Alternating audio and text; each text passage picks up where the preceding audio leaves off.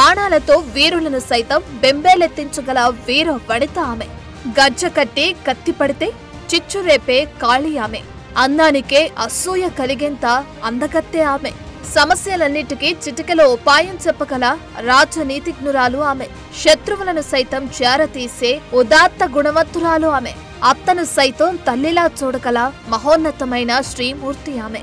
100 మంది తోటి కోడళ్లతో ఏ గొడవలు లేకుండా ఉమ్మడి కుటుంబాన్ని నడిపిన గృహిణి ఆమె. అందం, ఐశ్వర్యం, వీరత్వం, వివేకం, విచక్షణ కలగలిసిన ఆమె మరెవరో కాదు, భానుమతి, వైఫ్ ఆఫ్ దుర్యోధన.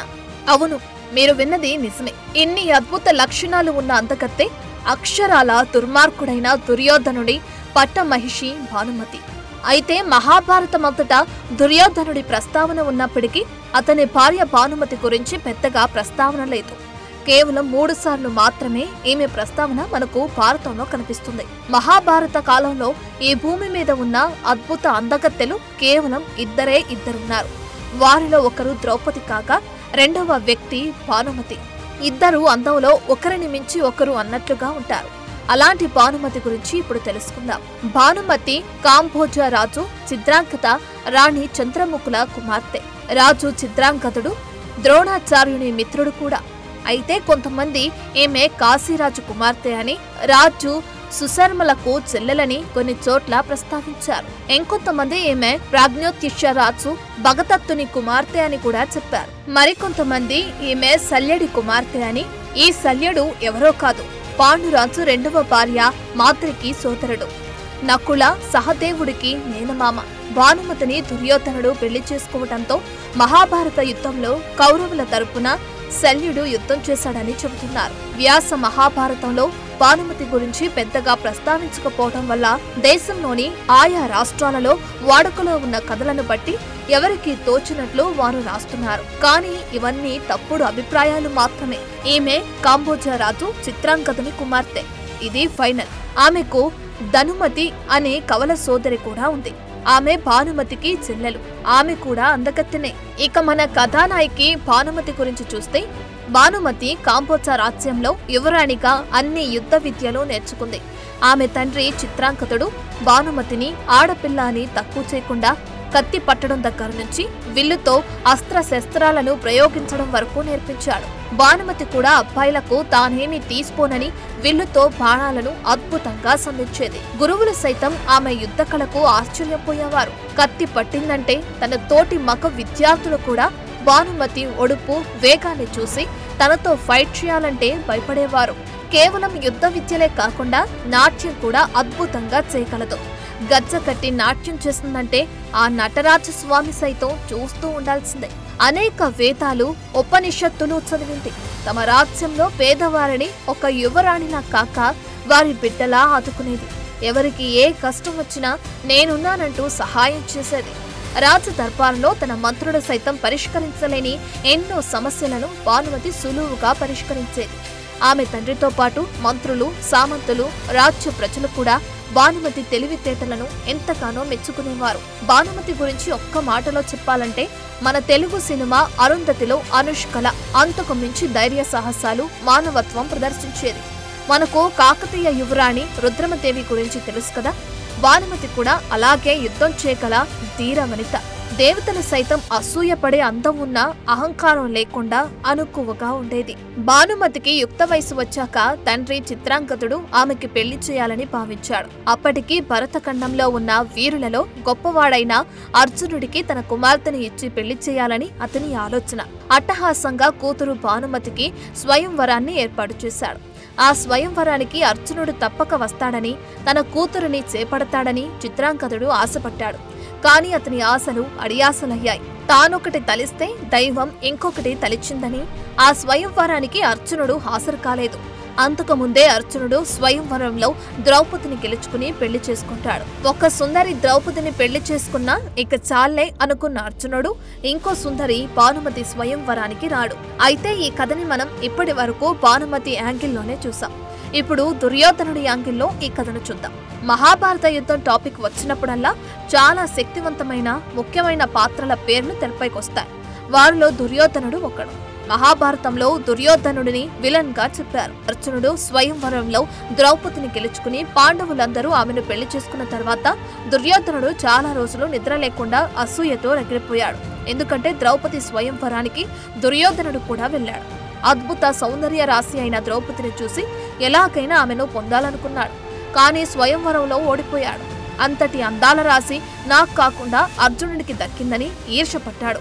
దుర్యోధనుడి బాధను ఎలా పోగొట్టాలా అని అతని మామ శకుని ఆలోచిస్తున్నాడు.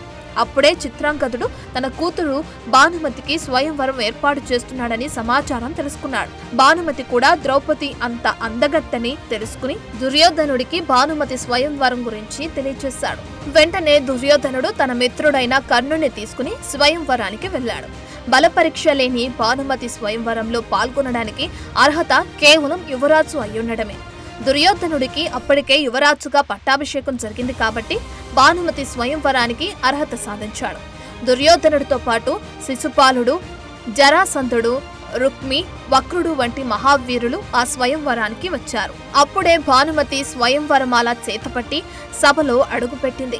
అద్భుత సౌందర్య రాశి భానుమతిని దుర్యోధనుడు అలాగే చూస్తూ నోట మాట రాకుండా ఉండిపోయాడు. భానుమతి స్వయంవరానికి వచ్చిన యువరాజులు ఒక్కొక్కరి గురించి తెలుసుకుంటూ ముందుకు సాగుతుంది. అప్పుడే ఆమె కళ్ళు దూరంగా నిలబడి ఉన్న కర్ణుని మీద పడ్డాయి. సహజ కవచ కుండలాలతో సూర్య తేజస్సుతో వెలిగిపోతున్న కర్ణునిపై మనసు పారేసుకుని వరమాల కర్ణుని మెడలో వేసి మనువాడాలని ముందుకు సాగింది. అక్కడే ఉన్న దుర్యోధనుడి గురించిన వివరాలు మంత్రి చెబుతున్నా వినకుండా కనీసం దుర్యోధనుడి వైపు కూడా చూడకుండా ముందుకు సాగుతుంది.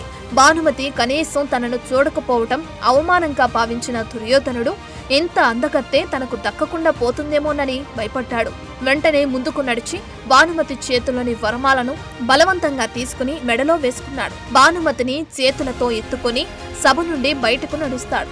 దుర్యోధనుడి ఈ చర్యతో ఆశ్చర్యపోయిన భానుమతి ఎవరా ఇతను అని అప్పుడు మొదటిసారి దుర్యోధనుని చూసింది. అప్పుడు అక్కడే సభలో ఉన్న శిశుపాలుడు, జరాసంధుడు, రుక్మి, వక్రుడు లాంటి వీరులందరూ దుర్యోధనుడిపై కత్తి దూశారు. తన స్నేహితుడిని చంపడానికి వస్తున్న శిశుపాలుడు, జరాసంధుడి లాంటి యోధులతో యుద్ధానికి దిగుతాడు కర్ణుడు. అక్కడ వీరి మధ్య యుద్ధం భయంకరంగా జరిగింది. చివరకు కర్ణుడి శౌర్య ప్రతాపాల ముందు శిశుపాలుడు, జరాసంధుడి లాంటి వీరులు కూడా ఓడిపోతారు. అక్కడున్న యువరాజులందరినీ ఓడించిన కర్ణుడు, దుర్యోధనుడు భానుమతిని తీసుకుని హస్తినాపురానికి ప్రయాణమవుతాడు. అయితే అప్పుడు భానుమతి, నాకు ఒక ప్రాణ స్నేహితురాలు సుప్రియ ఉందని, తను లేకుండా నేను ఉండలేనని, తను కూడా నా వెంట వస్తుందని చెప్పగా దుర్యోధనుడు సరేనంటాడు. అందరూ హస్తినాపురానికి రాగానే కౌరవ సామంతురాజులందరూ ఈ చర్యను ఖండిస్తారు. అప్పుడు దుర్యోధనుడు, మా తాత భీష్మాచార్యుడు కూడా తన పినతల్లి కుమారుడైన విచిత్ర వీర్యుడి కోసం అంబాలికలను ఎత్తుకొచ్చాడని, ఆయన చేస్తే తప్పు కానిది నేను చేస్తే తప్పయిందా అని ప్రశ్నించేసరికి అక్కడే ఉన్న భీష్ముడు రాక్షస వివాహం శాస్త్ర సమ్మతమేనని భానుమతికి దుర్యోధనుడికి పెళ్లి జరిపిస్తాడు. తన స్నేహితురాలైన సుప్రియను పెళ్లి చేసుకోమని భానుమతి కర్ణుణ్ణి కోరుతుంది. అప్పుడు కర్ణుడు తన రెండవ భార్యగా సుప్రియను పెళ్లాడతాడు. అయితే భానుమతికి ఇష్టం లేకుండా దుర్యోధనుడితో పెళ్లి జరిగినప్పటికీ ఆనాటి పతివ్రత నియమాలకనుగుణంగా దుర్యోధనుని భర్తగా మనస్ఫూర్తిగా అంగీకరిస్తుంది. భార్యగా తను చేయాల్సిన అన్ని పనులను దుర్యోధనుడికి చేసింది. అయితే స్వయంవరంలో తను కర్ణుణ్ణి చూసి మనసు పట్ట అతను తన భర్త దుర్యోధనుడికి ప్రాణ స్నేహితుడు కాబట్టి కర్ణుడిని తన అన్నగా భావిస్తుంది. గుడ్డివాడైన ధృతరాష్ట్రుడి కోసం తన కళ్లను కూడా కంతలు కట్టుకున్న అత్త గాంధారి త్యాగాన్ని ఎంతగానో మెచ్చుకుని రాణి గాంధారికి కూతురిలా ఎన్నో సపర్యలు చేసింది. భానుమతి తెలివితేటలు, చాకచక్యం, అత్తమామల పట్ల ఉన్న గౌరవం చూసి గాంధారి, ధృతరాష్ట్రులు కూడా ఎంతో మెచ్చుకునేవారు. మా ఇంటికి కోడలు కాదు కూతురొచ్చిందని అందరికీ చెప్పి మురిసిపోయేవారు. భానుమతి కూడా దుశ్శాసనుడితో సహా 99 మంది మరుదులను, అలాగే ఆడపడుచు దుశ్శలను సైతం ఎంతో గౌరవంగా ప్రేమగా చూసుకునేది. ఇంటికి పెద్ద కోడలిగా మరుదులందరికీ పెళ్లిళ్లు చేసి వచ్చిన తోటి కోడలతో ఎంతో స్నేహంగా ఉండి ఉమ్మడి కుటుంబంలో అన్నదమ్ముల మధ్య ఎటువంటి గొడవలు లేకుండా చూసుకుంది. తద్వారా 100 మంది కౌరవ సోదరుడు ఒక్కడిగా దుర్యోధనుడి వెనుక నిలబడ్డారు.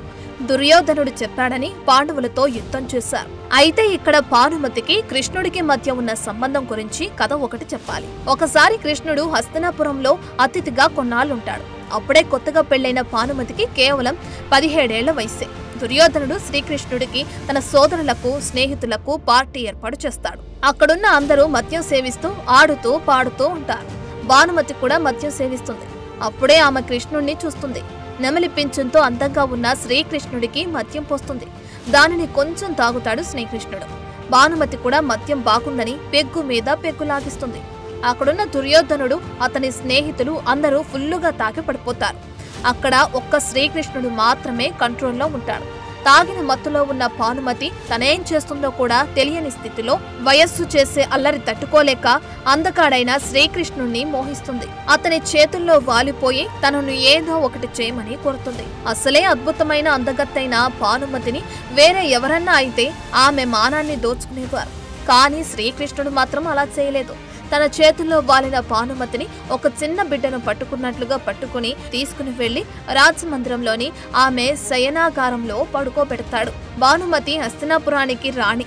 తను తొందరపడి ఏమైనా చేస్తే ఒక రాణిగా ఆమె జీవితం నాశనం అవుతుందని భావించి అక్కడి నుంచి వెళ్లిపోతాడు. అప్పుడే అక్కడకు వచ్చిన గాంధారికి ఏమీ చెప్పకుండా మద్యం ఎక్కువగా సేవించిందని చెప్తాడు. మరుసటి రోజు మత్తు దిగిన భానుమతి గత రాత్రి జరిగింది జ్ఞాపకం వచ్చి సిగ్గుపడి శ్రీకృష్ణుణ్ణి క్షమించమని వేడుకుంటుంది. అందుకు శ్రీకృష్ణుడు నవ్వి, ఆ మద్యం ప్రభావం వల్ల నీవు అలా ప్రవర్తించావు. బేసిక్గా నీవు చాలా మంచిదానివి అని చెప్పి ఆమెను తన చెల్లెలిగా స్వీకరిస్తానని, నీకు ఏ కష్టం వచ్చినా అన్నగా ఆదుకుంటానని అభయం ఇస్తాడు. అప్పట్నుంచి భానుమతి కృష్ణ భక్తురాలవుతుంది. ఆమె చనిపోయే వరకు శ్రీకృష్ణుణ్ణే పూజించింది. ఆయన మాటను గౌరవించింది. అలాగే భానుమతికి కర్ణుడికి మధ్య ఉన్న సంబంధం గురించి కూడా ఇంకో కథ ప్రచారంలో ఉంది. దాని ప్రకారంగా ఒకసారి భానుమతి కర్ణుడు పాచికల ఆట ఆడతారు. ఒకరిపై ఒకరు ఎత్తులు పై ఎత్తులు వేసుకుంటూ సరదాగా హుషారుగా పాచికలు ఆడుతుంటారు. ఆట చివరికొచ్చేసరికి కర్ణుడు గెలుస్తున్నాడని తెలిపోతుంది. ఇంతలో బయట నుంచి దుర్యోధనుడు ఆ గదిలోకి ప్రవేశిస్తాడు. భర్తను చూసిన భానుమతి గౌరవంగా లేచి నిలబడుతుంది. అయితే కర్ణుడు అటువైపు తిరిగుండటంతో తను వెనుకనున్న దుర్యోధనుని చూడలేకపోతాడు. తను గెలవబోతున్న కాబట్టే భానుమతి లేచి వెళ్లిపోతుందని భావించి ఆమెను వెళ్లకుండా ఆపాలనే ఉద్దేశంతో ఆమె ముఖానికి అడ్డుగా ఉన్న ముత్యాల పొదిగిన వస్త్రాన్ని లాగుతాడు. అప్పుడు దాని దారం తెగిపోయి ముత్యాలన్నీ నేలపై పడతాయి. ఆ సన్నివేశాన్ని చూసిన దుర్యోధనుడు ఏం చేస్తాడో తెలియక భయంగా భర్తను చూస్తూ ఉంటుంది భానుమతి. ఆమె ఏమీ మాట్లాడకుండా సైలెంట్ గా ఉండి గుమ్మం వైపు చూస్తుండటంతో కర్ణుడు కూడా గుమ్మం వైపు తిరుగుతాడు. అక్కడే వేళ్లనే చూస్తున్న దుర్యోధనుని చూసి కర్ణుడు కూడా లేచి నిలబడి తన స్నేహితుడు ఏమంటాడోనని, మన ఇద్దరిని ఇలా చూసి అపార్థం చేసుకుంటాడేమోనని భయపడతాడు. అయితే దుర్యోధనుడు వారిద్దరి వైపు ఒకసారి చూసి భానుమతి దగ్గరకు వచ్చి, ముత్యాలు నేనేరివ్వాలా లేక మీరే ఏరుకుంటారా అంటూ అక్కడి నుంచి నవ్వుతూ వెళ్లిపోతాడు. దుర్యోధనుడు అన్న ఈ ఒక్క మాటతో భానుమతికి అతనిపై ఎక్కువ ప్రేమ పెరుగుతుంది. కర్ణుడికి కూడా దుర్యోధనుపై ఎంతో గౌరవం పెరుగుతుంది. నిజానికి దుర్యోధనుడు తన భార్య భానుమతిని కానీ తన ప్రాణ స్నేహితుడు కర్ణుని కానీ అనుమానించలేదు. అతని స్థానంలో వేరే ఎవరున్నా వారిద్దరిని తప్పక అనుమానించేవారు. కానీ దుర్యోధనుడికి తన భార్య భానుమతిపై ఎంతో ప్రేమ ఉంది. అంతకు మించి ఎక్కువగా కర్ణుడిపై నమ్మకం ఉంది. దుర్యోధనుడు పాండవులపై అసూయతో కోపంతో ఉన్నప్పటికీ ఇంట్లో మాత్రం తన తల్లి తండ్రుల పట్ల కానీ భార్య భానుమతి పట్ల కానీ 99 మంది సోదరుల పట్ల కానీ చాలా ప్రేమగా ఉండేవాడు. వారి అవసరాలు కోరికలు ఎప్పటికప్పుడు తీర్చేవాడు. సోదరి దుస్సలను కూడా అమితంగా ప్రేమించేవాడు. కాలగమనంలో భానుమతికి దుర్యోధనుడికి 2 కవల పిల్లలు జన్మించారు. కూతురు లక్ష్మణ, కొడుకు లక్ష్మణ కుమారుడు. మహాభారత యుద్ధంలో అభిమన్యుడి చేతిలో కొడుకు లక్ష్మణ కుమారుడు మరణిస్తాడు. కూతురు లక్ష్మణను శ్రీకృష్ణుడు జాంబవతికి జన్మించిన సాంబుడు వివాహం చేసుకుంటాడు. భానుమతికి తన బంధువైన పాండవులు వారి తల్లి కుంతి అన్న ఎంతో ప్రేమ, గౌరవం. కుంతి కూడా భానుమతిని తన కోడలు ద్రౌపదిలాగానే ప్రేమగా చూసేది. ఇక భానుమతికి ద్రౌపదికి ఇద్దరికి ఒకరంటే ఒకరికి ఎంతో ప్రేమ. వీరిద్దరూ అసమాన అందగత్తెలైనా ఎవ్వరికీ పొగరు, గర్వం ఉండేవి కావు. సొంత అక్కా చెల్లెల మాదిరిగా స్నేహంగా ఉండేవారు. అయితే ధర్మరాజు జోదంలో శకుని చేతిలో ఓడి తన తమ్ముళ్లతో పాటు ద్రౌపదిని కూడా పందెంలో కోల్పోతాడు. అప్పుడు దుర్యోధనుడు ద్రౌపదిని సభకు దాసీగా ఏడ్చుకురమ్మని దుశ్శాసనుని పంపగా, ద్రౌపది కూడా నాలాగే నీకు వదిన అవుతుందని, వదిన తల్లితో సమానమని, ద్రౌపది మీద చేవేస్తే నా మీద వేసినట్టేనని దుశ్శాసనుని అడ్డుకుంటుంది భానుమతి. నిస్సహాయంగా సభలోకి తిరిగి వచ్చిన దుశ్శాసనుడిని చూసి ఏమైందని దుర్యోధనుడు అడక్క వదిన భానుమతి అడ్డుకుందని చెబుతాడు. ఆగ్రహించిన దుర్యోధనుడు కోపంతో ఎలాగైనా ద్రౌపదిని లాక్కురమ్మని దుశ్శాసనుడికి ఒక రాజుగా ఆజ్ఞ జారీ చేస్తాడు. అన్నమాట జవదాటని దుశ్శాసనుడు ద్రౌపదిని సభకు ఈడ్చుకువచ్చి దుర్యోధనుడి కోరిక ప్రకారం వస్త్రాపరణం చేయబోతాడు. ద్రౌపదిని కాపాడలేకపోయానని బాధపడిన భానుమతి ఒకసారి శ్రీకృష్ణుడు తనకిచ్చిన మాటను గుర్తుకు తెచ్చి కృష్ణుడిని ప్రార్థించి ద్రౌపదిని కాపాడమని వేడుకుంటుంది. భానుమతి ప్రార్థన మన్నించిన శ్రీకృష్ణుడు ద్రౌపదిని వస్త్రాపరణం చేయకుండా రక్షిస్తాడని ఒక కథనం ప్రచారంలో ఉంది. వనవాసం అజ్ఞాతవాసం ముగించుకుని వచ్చిన పాండవులకు రాజ్యంలో సగభాగం ఇవ్వటం సమంజసమేనని భీష్ముడు, ద్రోణాచార్యుడు లాంటి ఎంతో మంది కౌరవ పెద్దలతో పాటు భానుమతి కూడా దుర్యోధనుడికి ఎంతగానో నచ్చజెబుతుంది. అన్నదమ్ముల మధ్య యుద్ధం మంచిది కాదని దుర్యోధనుడికి ఎంత చెప్పినా భార్య మాట పెడచెవిన పెడతాడు. మహాభారత యుద్ధం జరగక తప్పని పరిస్థితి వచ్చినప్పుడు నేను కూడా ఒక యోధురాలుగా యుద్ధం చేస్తానని దుర్యోధనుడికి చెబుతుంది భానుమతి. భానుమతికి ఉన్న ఖడ్గ నైపుణ్యం, అస్త్రశస్త్ర నైపుణ్యం గురించి తెలిసిన దుర్యోధనుడు ఆ మాట భీష్ముడికి చెప్పగా అందుకు ఆయన భానుమతి తప్పకుండా గొప్ప యోధురాలే, అందులో సందేహం లేదు.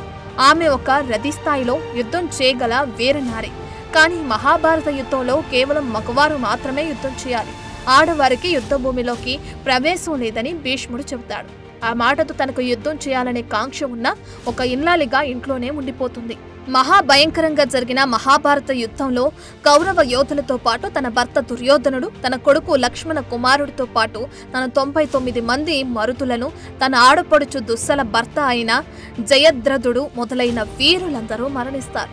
భర్త కుమారుణ్ణి కోల్పోయి పుట్టెడు దుఃఖంలో ఉండి కూడా హస్తినాపురానికి రాణిగా తన 99 మంది తోటి కోడళ్లను, ఆడపడుచును ఓదారుస్తుంది.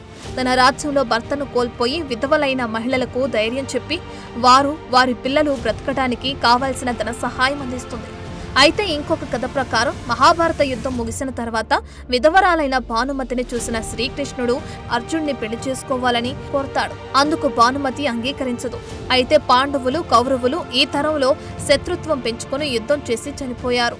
అయితే భవిష్యత్తు తరంలో పిల్లలు కూడా ఇలాగే శత్రువులుగా ఉండకుండా అన్నదమ్ములుగా కలిసిపోవాలంటే నీవు తప్పక అర్జున్ని పెళ్లి చేసుకోవాలని, ఈ పెళ్లి నీ సుఖం కోసం కాదు, కౌరవ పాండవుల పిల్లల శ్రేయస్సు కోసమని కృష్ణుడు నచ్చజెబుతాడు. అత్త గాంధారి, మామ ధృతరాష్ట్రుడు కూడా నచ్చజెప్పడంతో భానుమతి అర్జున్ని పెళ్లి చేసుకుంటుంది. అయితే ఇది కొన్ని రాష్ట్రాల్లో చెప్పుకునే కథ మాత్రమే. వ్యాస భారతంలో భానుమతి అర్జునుడిని పెళ్లి చేసుకుందని ఎక్కడా చెప్పలేదు. సో ఇది మహా అందకతే యోధురాలైన భానుమతి చరిత్ర. ఈ వీడియో మీకు నచ్చితే లైక్ చేయండి, షేర్ చేయండి, అలాగే మా ఛానల్ని సబ్స్క్రైబ్ చేసుకోండి. For more videos like this, subscribe Big TV channel.